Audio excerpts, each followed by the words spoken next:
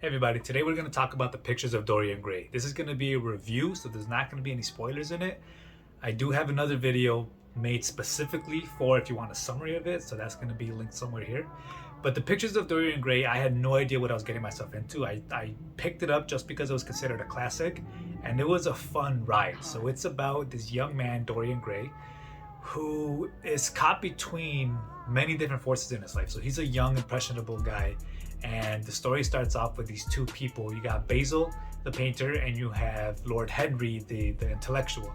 And so these guys represent, art and intelligence, and they're both talking, right? So they both have these conversations about what is life, who should, what should you do with your time, what should you do with your life in the ultimate end, and they both went separate directions. Now, Dorian Gray is a hired model, so he goes to Basil's house and Basil paints him, and Basil was just so enamored by his beauty. He thought this was the most beautiful man he's ever seen. He's like, I have to paint him. So he starts painting him, and while he's going to his houses for those sessions of painting, Lord Henry comes in and starts talking about, like, you shouldn't be beautiful, you shouldn't care about your beauty because beauty is skin deep.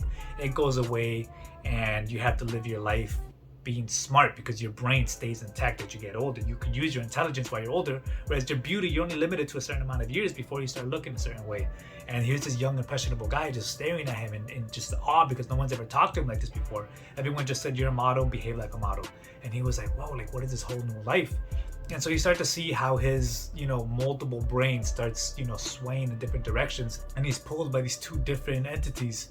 And during the book, somehow, one way or another, he pretty much sells his soul he sells his consciousness, he sells his, you could even say like the old tale where you sell your soul to the devil, where he has eternal beauty, right? He decides, I want to be beautiful forever.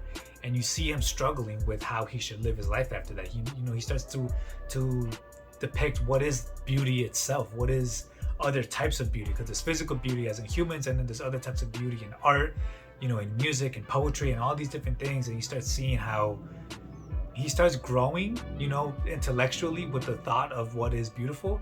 But at the same time, he sold his soul. So he starts losing his moral side of himself. He starts, becoming this evil monster, if you will. And when he trades his soul, his consciousness is painted on something else. And you could see the reflection of his consciousness through the thing he sold his soul to.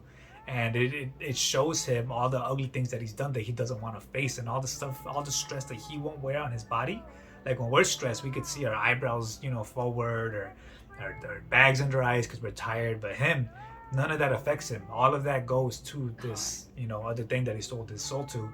And he starts seeing his own reflection through different eyes, and you see him struggling with, once you have that thing that you want in life, what do you do afterwards? What kind of a person do you become? And he goes down a really dark hole, and it's a very fun book. In every chapter, there's always the intellectual and the art person.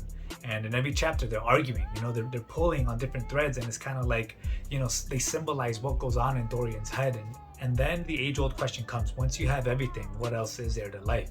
He has what he thought he wanted as his everything. He thought this was, the perfect life. And once you have it, what comes next, And you see him struggling with happiness because of, like, the idea of the gods. The gods created humans because the gods were perfect, and they needed something in their life. They needed imperfection to be complete. They needed that other half of them, that shadow side.